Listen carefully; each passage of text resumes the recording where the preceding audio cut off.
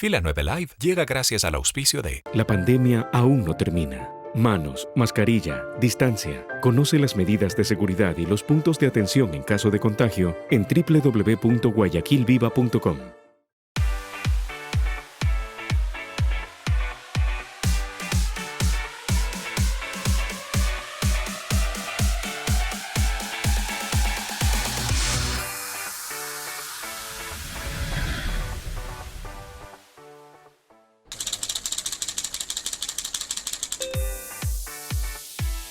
Compañeros youtubers, arrancamos un nuevo encuentro de Fila 9 Live. Gracias por estar con nosotros. Rodri, ¿qué tal? ¿Cómo andas? Hola, ¿qué tal, Robert? Todo muy bien, gracias. Amigos, bienvenidos. Qué gusto me da poderlos acompañar una vez más en Fila 9 Live. Como siempre, con estos temas interesantes y hoy algo muy, pero muy práctico. Así es que les invito a que más bien se pongan muy cómodos y se alisten porque la entrevista de hoy, sin lugar a dudas, es muy didáctica y permitirá tener un panorama más claro de cómo manejarnos en este momento también finanzas personales y familiares. A tener lápiz en mano y a tomar nota porque la experta con la que vamos a comunicar, con la que vamos a conversar en instantes, lo que pretendemos es eso, llegar a un conocimiento de cómo manejar nuestras finanzas en el hogar con lo mucho o con lo poco que se tenga, pero hay que saber administrarlo de manera correcta. Es obligación de todos el poder enfrentar esta crisis mundial de la mejor manera posible en favor de salir lo mejor librados como seres humanos, como familias, como sociedad, ya que este problema lo atravesamos todos en diferente dimensión, pero lo atravesamos todos. Totalmente de acuerdo. ¿Te parece si nos vamos ya? ¿Conectamos? Nos vamos a conectar. Ahora vamos a hablar con Lorena Saavedra, es economista y es nuestra invitada de esta noche en Fila 9 Live.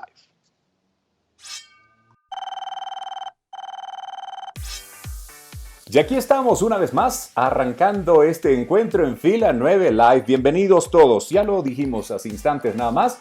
Hoy nuestro diálogo es con Lorena Saavedra, es economista, con quien vamos a platicar los próximos minutos sobre un tema actual, del momento, interesante y a la vez muy didáctico, porque lo que buscamos es buscar herramientas o hacernos de herramientas, ideas y posibilidades para de alguna forma manejar de mejor manera nuestras finanzas personales y familiares en estos momentos de crisis, en estos momentos de pandemia. Lorena, bienvenida y gracias por acompañarnos hoy en Fila 9 Live. Hola, muchas gracias por la invitación. Un gusto y saludos para quienes nos escuchan.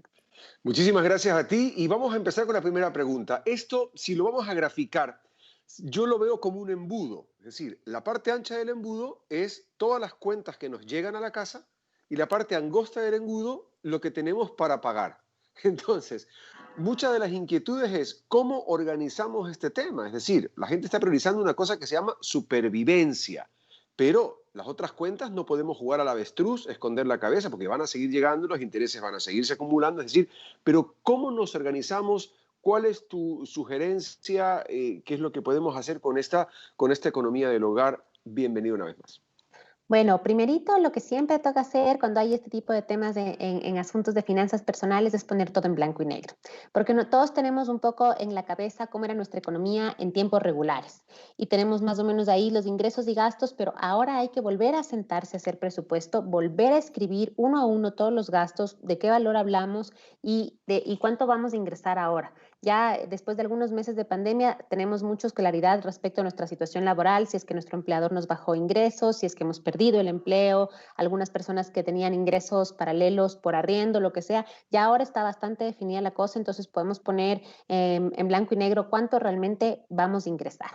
Una vez que hacemos eso, obviamente vamos a ver la gravedad de la situación, la gravedad de la brecha entre ingresos y gastos, y esa es la primera cosa. Algunos, de pronto, el tema es menos grave de lo que creían, en otros casos, lamentablemente, sí será más grave de lo que se esperaba. Y después de eso, entonces voy a empezar a ver por dónde puedo recortar gastos. Ese va a ser el paso 1. ¿Cómo recortar gastos? Ok, antes de pasar al recorte de gastos, yo tengo una serie de obligaciones adquiridas, es decir, tarjetas de crédito con las que yo ya venía andando, hipoteca de la casa con la cual yo ya venía andando, es decir, todo eso son preexistencias en términos médicos. Entonces, antes de irnos al recorte actual, ¿cómo procedo con esas preexistencias de deudas frente a los ingresos reducidos que tengo hoy? Bueno, con deudas lo que vamos a hacer es lo siguiente. Primero si hemos dejado de pagar en estos meses algo, pues hay que sumar el acumulado. Si es que afortunadamente hemos podido estar al día hasta ahora, pero no sabemos cómo hacer hacia adelante, pues solo calcularemos lo que mes a mes implican esas deudas. Y ahí tenemos que pensar en qué situación estamos. Habrá gente que sí tiene deudas acumuladas, pero también tiene algún activo que puede hacerlo líquido. Hay gente que tiene más de un vehículo, hay gente que tenía algún bien inmueble que tenía en arriendo, etcétera. Entonces, lamentablemente, si nuestra economía del hogar se está viendo complicada, sí es el momento en el que nos va a tocar pensar en la posibilidad de hacer líquido ese patrimonio, es decir, venderlo y tener efectivo para poder solventar ciertas deudas acumuladas. Lamentablemente no es el mejor momento para vender un activo, va a tener castigo, va a tener un precio menor del que tenía o del que nosotros esperábamos que tuviera en algún momento si pensábamos venderlo, pero si realmente estamos en una situación complicada, esa es una posibilidad. Igual si es que no tenemos en activos inmuebles, si no tenemos otra forma de activos, como por ejemplo pólizas, fondos de ahorros, fondos de cesantías o estos dineros que tenemos, estos ahorros voluntarios en fondos de administración, también, de pronto es el primer mecanismo de tener dinero líquido. Con penalización, liberar una póliza, todos estos fondos de acumulación que nos permitan liberar esos ahorros para hacer frente a deudas. Ese sería el mecanismo 1. Lorena, ¿y el mecanismo uno sería necesariamente el aplicable en este momento? Es decir, no pensar tal vez en reestructurarnos, en empujar un poquito la deuda, de alguna forma en bajar tal vez los niveles de intereses o replantear, tal vez, creo que la palabra es refinanciamiento a las entidades financieras para empujar a mayor plazo, tener unas cuotas un poquito más bajas y tener algo de oxígeno. ¿No cabe tal vez ese ejercicio primero? Eso lo vamos a poder hacer siempre y cuando tengamos todavía un ingreso suficiente. Ok. Ya, es decir, si la gente está con trabajo, si la gente todavía está teniendo la posibilidad de cubrir la subsistencia y tener algo de dinero para pagar obligaciones, entonces yo puedo acercarme a la entidad financiera y decir, mire, esta es mi nueva situación, entonces quiero reestructurar la deuda con un plazo mayor, quiero pagar estas cuotas, que es lo que me queda libre al mes, y esta es mi voluntad de pago. Entonces, esa sería una opción, pero si realmente estamos súper complicados, porque hay gente que ha perdido empleo, ya, evidentemente las deudas van a estar ahí y mientras más tiempo pasa se acumulan. Entonces, sí deberíamos liberar estos fondos de emergencia o estos otros activos. Ok, antes de entrar al tema ese de refinanciamientos y de nuevos plazos, me gustaría preguntarte, ¿qué sí debemos cortar en este momento o desde la lógica financiera, de economía personal y familiar, podríamos o deberíamos cortar para mejorar o aliviar un poquito la carga mensual y qué no, o cuáles serían esos imprescindibles en los cuales más bien no deberíamos tocar? Hay gente que considera, por ejemplo, el tema de ciertos seguros de salud como una suerte de más bien escudo ante cualquier eventualidad y no cortar. ¿Cuál sería la lógica? Bueno, la lógica sería primerito volarnos todo lo que se considera gasto suntuario. Entonces, todo lo que haya sido membresías de las cuales me pueda liberar, hay gente que tiene gastos recurrentes en ese sentido, los mismos planes de telefonía, por ejemplo. Ahora la mayoría de personas pasamos en casa, entonces de pronto podemos usar el internet de la casa y liberarnos los planes, bajar los planes de datos. Ahora las compañías tienen unos planes bastante cómodos y los podemos reducir al mínimo, porque no estamos saliendo tanto, porque no los estamos usando. El tema de la televisión por cable. Hay gente que tiene televisión por cable y adicionalmente tiene estos sistemas de suscripción a películas y todo, entonces deberíamos reducir al mínimo. Obviamente sabemos que estamos usando más que nunca porque estamos en casa, pero bastaría un servicio y priorizarlo. Entonces, todo lo que pueda ser suntuario deberíamos eliminarlo. Y evidentemente, ¿con qué nos deberíamos quedar? Pues obviamente con alimentación y salud. Y en salud están los seguros. Y de hecho, como yo siempre digo, los seguros son de lo último de lo que deberíamos prescindir.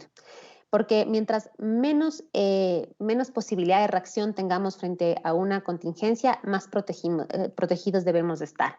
Entonces, seguro de salud y seguro de vida deberían ser los últimos que nos volvemos. Podríamos prescindir de algunos de estos esquemas de jubilación que a veces tenemos de manera voluntaria, además de la seguridad social del Ecuador. Podríamos prescindir, o sea, no sé, también hay gente que tiene otros seguros adicionales, tal vez algo de eso, pero no de salud y no de vida. En este momento no. Y Es si es decir, que podemos mantener todos los seguros, deberíamos. La recomendación es no cortar seguros. Y yo he escuchado mucha gente que agarra y dice, no, voy a cortar todo lo que no estoy usando. El seguro del vehículo lo voy a cortar el seguro de la compañía que tengo de salud. Nos referimos a salud privada, mucho más allá de lo que es el seguro social. Lo que es salud privada, y mucha gente le echa a cortar eso primerito porque lo ven como un gasto suntuario, porque claro, no se utiliza hasta que no se necesita. Y cuando se necesita, la cuenta es Sí, dolorosa.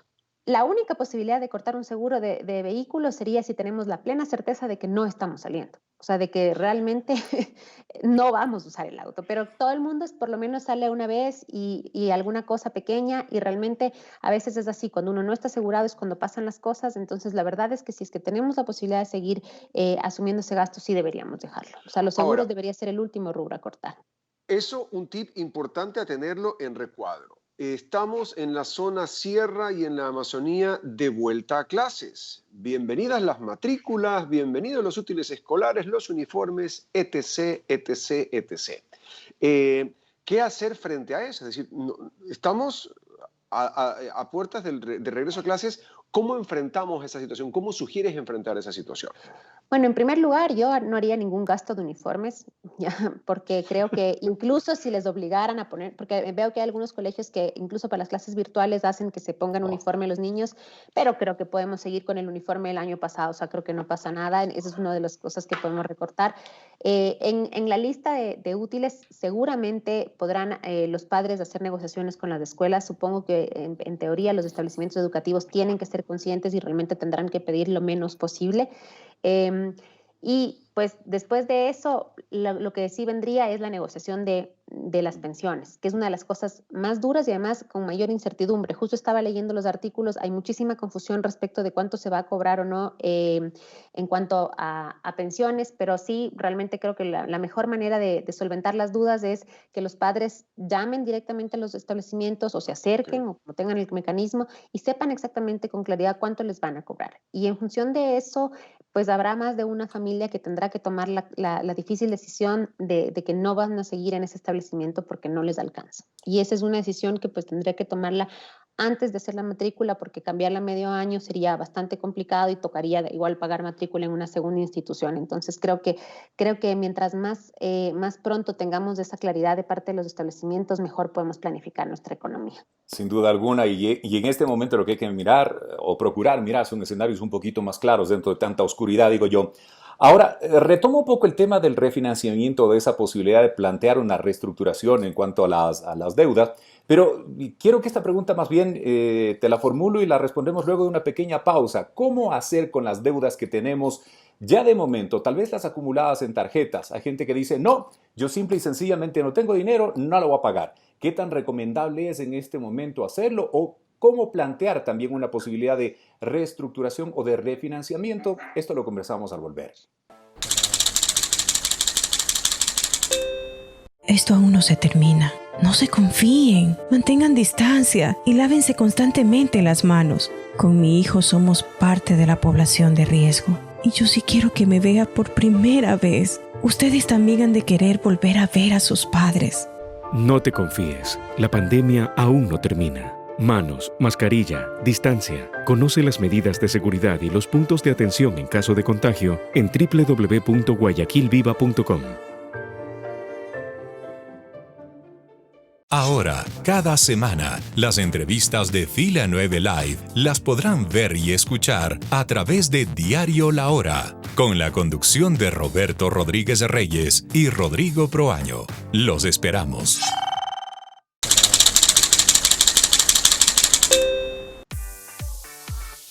Ya estamos de vuelta en Fila 9 Live y la pregunta planteada a Lorena Saavedra, economista que está con nosotros hoy en el programa. ¿Qué hacemos con las deudas acumuladas? Con esas deudas tal vez en tarjetas de crédito, tal vez alguna deuda bancaria adicional, algún préstamo, alguna línea de crédito. Gente, lo que te comentaba hace un momento, gente que dice, no, de plano, no voy a pagar. O sea, no voy a pagar. Y hay quienes en cambio dicen, sí, quisiera plantear la posibilidad de un refinanciamiento o una reestructuración.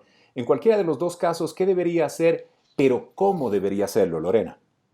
Bueno, en primera instancia hay que decir una cosa. En esta contingencia, lo que ha pasado es que estas carteras vencidas que están ocurriendo en las instituciones financieras y tarjetas no son las típicas de los deudores que no pagan porque no quieren, sino que ahora estamos hablando más que nunca de una situación que nos ha rebasado a todos y entonces es un problema que tiene que ser resuelto tanto por el lado de los deudores como por el lado de los acreedores. Es decir, los bancos también tienen que hacer ese acercamiento con sus clientes y buscar abrir posibilidades y soluciones porque realmente no son pocos los clientes que están en esta situación y eso va a verse afectado en provisiones y por ende en utilidades. Entonces, los bancos hoy más que nunca tienen apertura y eso también tenemos que tener en cuenta nosotros como personas naturales porque no es lo mismo acercarse en una situación normal a decir no voy a poder pagar porque los bancos van a ser muy estrictos versus esta contingencia en la que los bancos van a tener mucha mayor apertura con nosotros de lo que normalmente sería.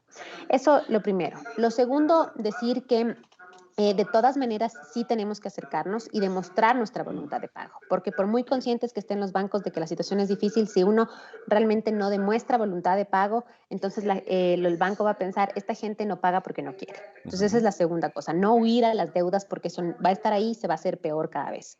Luego, ¿qué hacer con las deudas? Pues dependerá de la naturaleza. Por ejemplo, si hay alguien que tiene créditos hipotecarios, pero que no son de la casa en la que está viviendo, sino son de un segundo bien inmueble, y realmente no los va a poder afrontar, tal vez sí es mejor vender ese bien y liquidar la deuda. Eso es lo uno. La otra cosa, con tarjetas de crédito, la recomendación sería, por más que la tarjeta te deje esta posibilidad de pagos mínimos, no hacerlo. Si ya tenemos una deuda importante acumulada, el costo de tasa de interés que te cobran sobre este famoso crédito rotativo es bastante alto. Entonces, lo que deberíamos hacer es acercarnos a la entidad emisora de la tarjeta y decirle, por favor, a ver, dígame cuánto vamos hasta ahora, hasta aquí córteme y reestructuremos. ¿Qué es lo que pasa en ese momento? Que en ese momento cogen ese valor y lo que le hacen es lo congelan y nos dicen a cuánto tiempo lo prorrateamos, en cuánto tiempo cree usted que va a poder pagar. Entonces te pueden dar 6, 12, 18 meses, con eso calcularán una cuota y con eso calcularán un interés que ya queda fijo, es decir, que no se sigue calculando día con día sobre el monto. Entonces, obviamente no va a ser fácil salir de esa deuda, pero por lo menos ya sabrás exactamente cuánto es y no será algo que siga creciendo como una bola de nieve. Y en estas condiciones sí podríamos pedir un asunto en el que no solo nos cojan este monto y nos lo difieran en 18 meses, sino que además nos den una gracia de 3, de 6 meses. Es decir, que le digamos, congéleme y yo comienzo a pagar de aquí en 3 meses o aquí en 6. Evidentemente, el momento que nos congelan y sobre todo si el monto ya ha sido importante, ¿qué es lo que va a pasar? Es que yo voy a tener bloqueado cupo. Es decir, ya no voy a poder seguir consumiendo indefinidamente con esa nueva tarjeta, lo cual es una afectación por un lado, porque a veces necesitamos y a veces la tarjeta nos salva, pero también nos beneficia, sobre todo estamos teniendo una situación complicada porque como de alguna manera como que nos aprieta la tuerca y impide la posibilidad de que sigamos gastando más allá de nuestras posibilidades reales. Sin cambiarnos de tema de lo que es la economía familiar, que es la que estamos abordando en el programa el día de hoy, Lorena, pero sí tocando un poco hacia ese sector que está muy golpeado de lo que son las pequeñas y medianas empresas, sobre todo las que se dedican a la línea de servicios, que es nuestro país, que es el país de emprendedores, los emprendimientos, están severamente afectados. ¿Cuándo es el momento correcto para, de la manera tan pragmática como tú hablas y técnica, decir hasta aquí, tengo que entregar mi oficina, tengo que parar con el negocio? ¿Existe algún indicador mucho más allá de lo evidente de decir estoy endeudado pero ya voy a salir, estoy endeudado pero ya voy a salir? ¿Hay un indicador que yo pueda tomar como pequeña y mediana empresa, como emprendedor y decir cortemos hasta aquí y vayamos a hacer una renegociación de esta deuda frente al banco o al acreedor con el que tengamos el compromiso adquirido?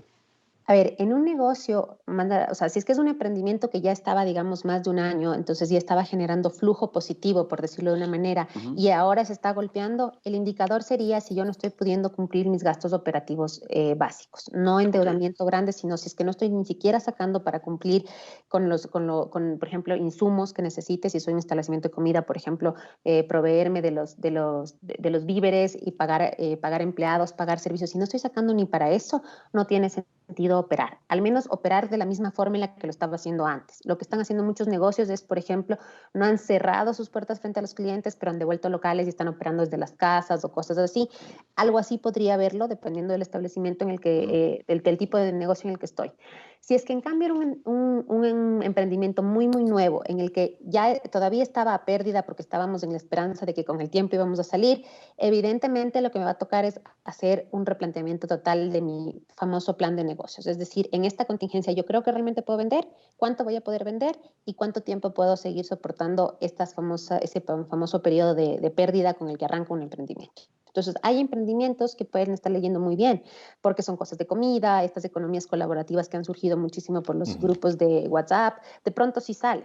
Pero si es que mi emprendimiento era una cosa que la gente dejó de consumir, supongamos, por ejemplo, peluquería. O sea, yo me acabo de poner una peluquería, la gente no está yendo, tal vez sí toca poner stand-by y cerrar, ¿no? Entonces, eso va a depender caso a caso, pero creo que el punto que dice Roberto es si es que no estoy cubriendo mis gastos operativos básicos. Ok. Retomo un poquito el tema nuevamente, vamos a la familia y en este caso ya vamos por una planificación. Entendamos que tal vez no hay una carga en deudas tan complicada, pero que más bien estamos en la etapa de subsistencia con el recurso mínimo.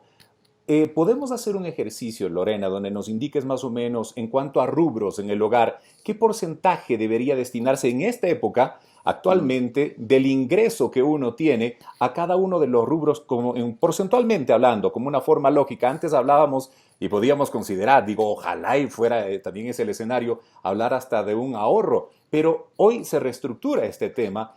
¿Cómo manejar las finanzas personales por rubros dentro de los ingresos también que podríamos llegar a tener en este momento en casa? Bueno, los porcentajes se mantienen, lo que va a variar es sobre los montos en los que estamos. Entonces, yo debería no estar gastando más de 30, máximo 40% de mi ingreso en vivienda. Entonces, por ejemplo, si yo estaba rentando, de pronto es un momento de decidir cambiarme de casa. Entonces, buscar un arriendo menor. Si es que no he podido negociar con el dueño del inmueble en el que yo vivo, debería cambiarme. Pero ahí aprovecho para hacer la aclaración que realmente en el mercado del arrendamiento ahorita han bajado muchísimo los rubros. Hay muchos dueños de inmuebles que han sido más que concesivos, o sea, no solo ha bajado el 30% que hablábamos al comienzo, que el sector inmobiliario se iba a acomodar con ese 30% en la pandemia, hay gente que ha bajado hasta el 50% el valor de arriendo, o incluso casos súper extremos en los que el dueño del inmueble dice, vea, mientras usted cubra las alícuotas y los gastos de luz, agua, teléfono, quédese viviendo, pero no desocupe el bien. Porque también para el dueño del inmueble es una carga. Entonces, creo que es un buen escenario para renegociar arriendos, ¿ya? Y si es que no pudiera renegociarlo con el dueño de donde estoy viviendo, sí, tal vez cambiarnos para no superar ese máximo 30-40% en vivienda. Luego debería tener un 30% en alimentación y luego un 10% adicional en servicios, ¿ya? Todos los servicios básicos y no básicos, y lo demás dejarlo para cualquier otra cosa como contingencias, como ahorita la época de regreso a clases en la Sierra y la Amazonía, o por ejemplo si voy a tener estos otros gastos de salud, etcétera, y si es que, como tú bien decías, y si es que me da la economía, pues para el tema del ahorro. Ahora, dentro de eso, yo quiero sumar y me parece clarísimo la explicación porcentual, porque eso aplica a cualquier hogar que nos está viendo en este momento. Hay un factor que es importante más allá de la salud, que es la diversión y el entretenimiento, que hoy pasa de ser algo suntuario a ser algo necesario, producto del confinamiento, producto de todos estos niveles de estrés, de depresión. Yo le decía a Rodrigo antes de empezar el programa que estábamos charlando, me sorprendió la noticia esta semana en Estados Unidos cuando Michelle Obama anuncia públicamente que está en estado de depresión. Digo, si la señora Obama está en estado de depresión, no te quiero contar cómo estoy yo. Entonces, ¿qué hay que hacer con la diversión? ¿Cómo logramos destinar un algo de lo poco para el esparcimiento y la salud mental? Bueno, creo que en este momento es más bien de qué maneras nos divertimos, no sé cuánto impliquen gastos, porque lamentablemente me da el tema presupuestario es que muchas de las opciones que usábamos para distraernos y que obviamente tenían un costo económico están inhabilitadas. Entonces, claro, una opción, por ejemplo, y que de hecho es uno de los negocios que ha despuntado mucho, es el tema de juguetes y juegos de mesa en casa, para los niños, para los adolescentes. También obviamente se puede destinar, si es que la economía familiar te permite, se puede destinar dinero dinero para, por ejemplo, películas, suscripciones, juegos de video, que son las cosas que se hacen en casa. Si hubiera la posibilidad de salir en una vacación, porque tenemos, o sea, tenemos como alquilar una casa alejada, con distanciamiento social y sin peligro, podríamos destinarlo. Pero eso debería estar en segundo orden de prelación después de los gastos de supervivencia. Lo que sí creo que debería estar incluido en el rubro de salud es salud mental. Si es que por alguna razón alguien de la familia está pasando un proceso depresivo, si es que los niños están teniendo un comportamiento trastocado fruto del encierro, problemas de aprendizaje, problemas de lenguaje, los adultos mayores también están pasando muy complicado, eso debería estar incluido en el rubro de salud. Eso debería estar calculado como una necesidad en el rubro de salud. Interesantísimo y me queda la verdad muy, pero muy claro dibujado el panorama tal cual. Porque claro, bueno, y en este momento lo que decíamos, ¿no? Hay que buscar alternativas para la diversión, para disipar un poco la mente.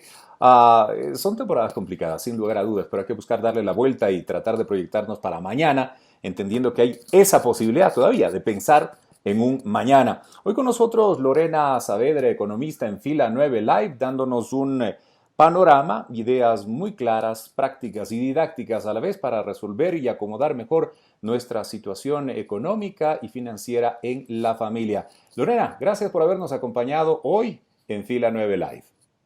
Muchas gracias a ustedes. Aún no hemos vuelto a la normalidad. No se confíen. Si van a salir, lleven siempre su mascarilla y úsenla bien. Yo soy parte de la población vulnerable y aún no me quiero despedir de mi familia. No te confíes, la pandemia aún no termina. Manos, mascarilla, distancia. Conoce las medidas de seguridad y los puntos de atención en caso de contagio en www.guayaquilviva.com. Ahora, cada semana, las entrevistas de Fila 9 Live las podrán ver y escuchar a través de Diario La Hora, con la conducción de Roberto Rodríguez Reyes y Rodrigo Proaño. Los esperamos.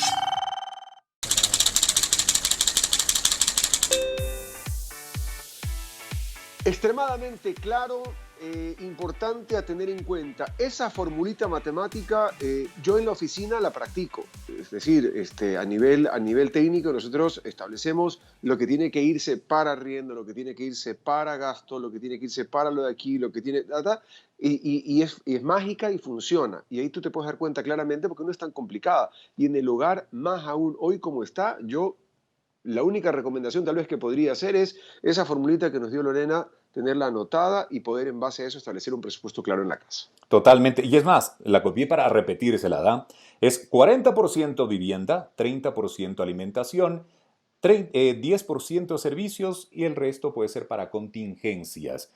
Si hay forma de ahorrar, genial. Y en este momento economizar a lo máximo, ¿no? Contingencia, incluido en la contingencia el seguro de salud. Yo rescato también eso, ¿no? Totalmente, el seguro de salud en esa claro. contingencia, porque sí, el valor que pagamos puede sentirse fuerte en el mes a mes, pero si nos llega, Dios no quiera, a dar algún tipo de complicación en la vida médica, el seguro nos va a echar una boya salvavidas, ¿no?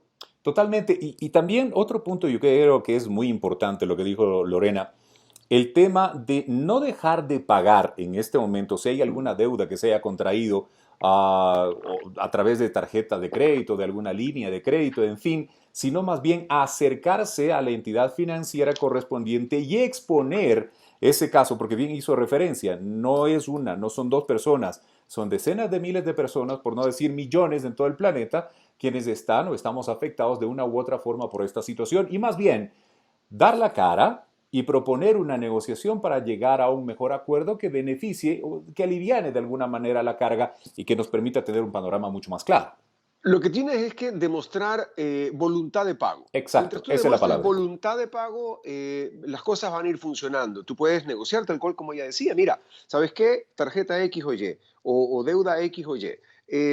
Vamos a diferir, vamos a parar hasta aquí los intereses porque el famoso interés rotativo y pague rotativo, eso es capitalización de intereses y eso es una bolita de nieve que va creciendo lenta pero segura y no hay manera de detenerla. Entonces, si negociamos y tenemos eso claro, y pedimos 6 meses de gracia, 3 meses de gracia, 4, necesito que me dé hasta diciembre, deme hasta enero y ahí me organizo yo. Los bancos y las instituciones financieras están abiertas. No digo que mañana va a ir, Roberto me dijo que me tiene que dar 6 meses de gracia, no. Pero están abiertas a escuchar alternativas, a escuchar opciones de lo que se puede hacer y es parte nuestra también proponer, porque esta es una situación atípica a nivel mundial y las instituciones están escuchando y eventualmente se puede llegar a un buen acuerdo, tal como depende ya de la voluntad de la institución y nuestra de poder ponernos de acuerdo en sí voy a pagarle, pero no puedo ahorita.